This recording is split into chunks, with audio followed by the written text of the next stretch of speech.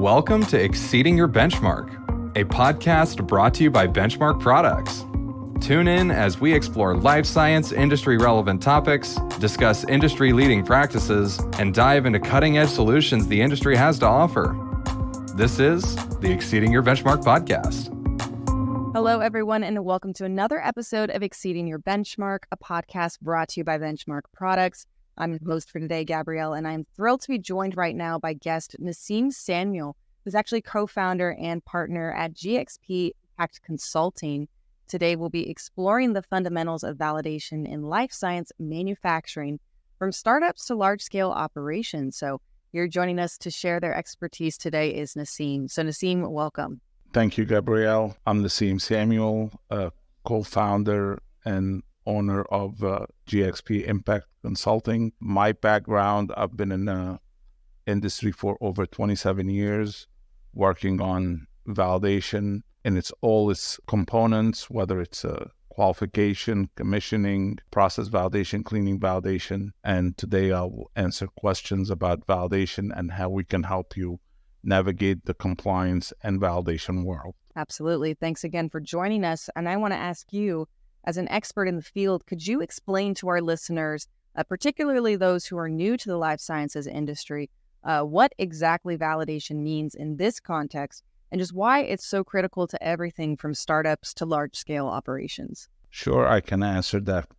So validation is the process of verification to safeguard that the product meets the requirements and the design specification, which is the quality of the product, the safety of the product, the efficacy of the product, and the design of the product, how it's being done to make sure that when it gets to the patient, it's a safe and efficacious product that they can rely on. So the safety of the product is a key, and validation is the science that we use to make sure that the product is safe for the patient. Well, sure. As the regulatory landscape, it just keeps evolving and it continues. So what are some of the key challenges that you've seen companies face to maintain compliance with current but also future changes that may be coming?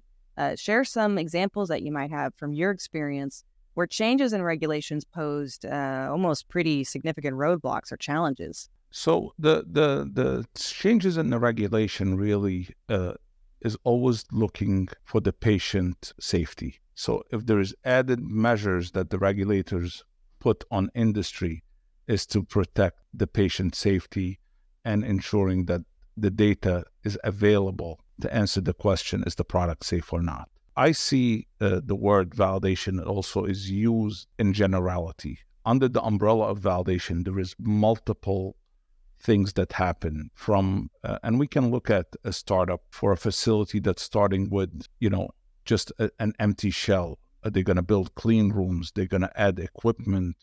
They're going to add utilities. All these elements support the product development and the product validation at the end of its life cycle. The idea is to make sure that the facility is adequate, the equipment is adequate, all the utilities, whether it's compressed air or WFI water that's going to be added to the product. How do we validate these things? How do we ensure that the product gets a pure and safe product? Well, in your experience, what are some of the main challenges that startups face in terms of building knowledge in-house, but also maintaining effective validation processes? How does this compare to the challenges faced by larger, maybe more established companies by comparison? So in a startup, validation is a later step in the process. And, we as validation professionals, we're always challenged that we're the end of the line. And if the project doesn't go on time, we are being tasked with, compressing our timeline. You cannot make up that time again. If you already have a date in mind for a product launch and you need your facility qualified and you're going to have inspections or audits, all that hinges on, how validation can be performed and ensuring, again, the quality of every element that's coming together. Equipment, facility, and the environment itself even matters. So all that needs to come together at the end And for startups, sometimes the startup is looking into, well, we are phase one, we are phase two. You really don't get into validation till you're really ready to be commercialized. And that's on the product side. But you have commissioning for the facility, you have commissioning for the utilities. Then you have validation comes in towards the latter part of the formula before ready to launch product. And if you're a phase one startup, you have, you don't have that requirement for validation.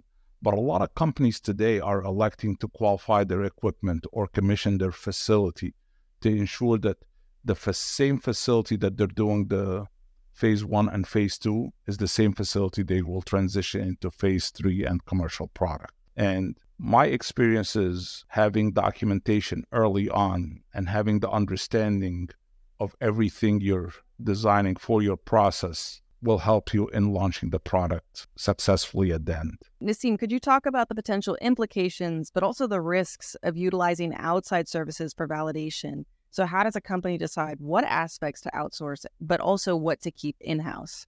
That's a really great question, because through my 27 years, I always try to keep process validation in-house.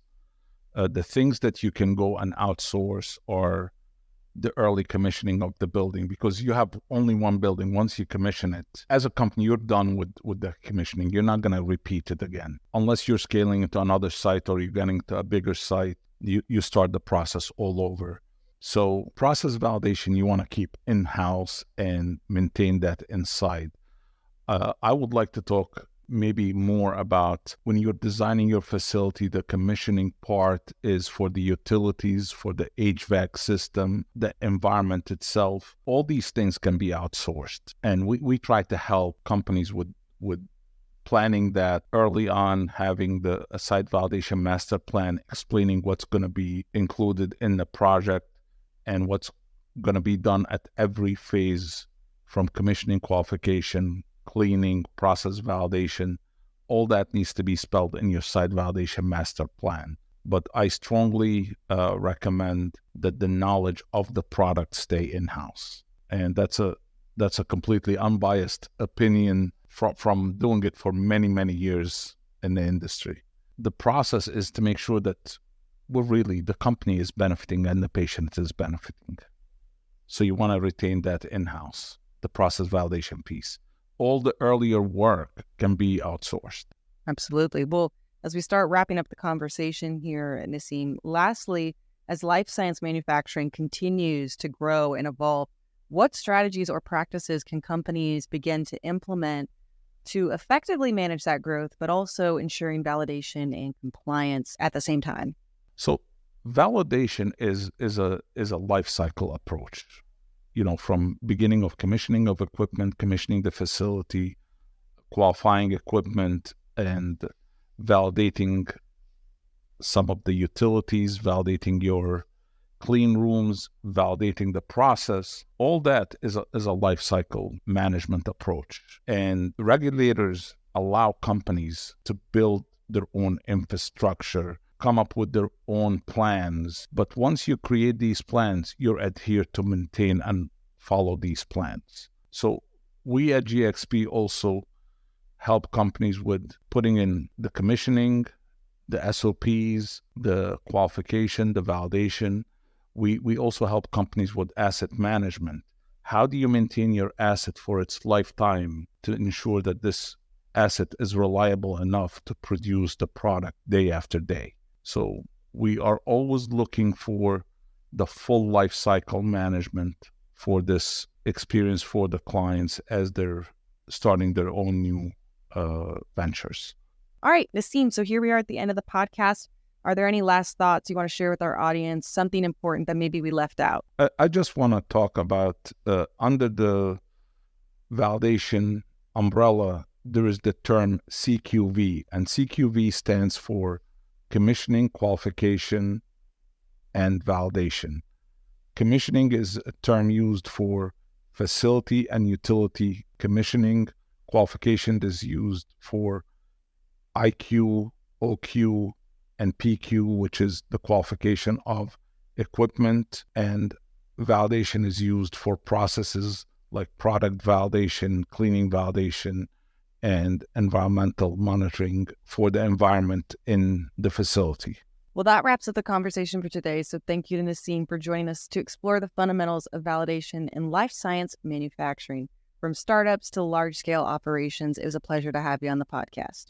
Gabrielle, thank you. Of course. Well, thank you, Nessiem. And if you want to learn more, please visit benchmarkproducts.com and look for this podcast wherever it is you get your podcasts at. I've been your host, Gabrielle. Thanks for tuning in.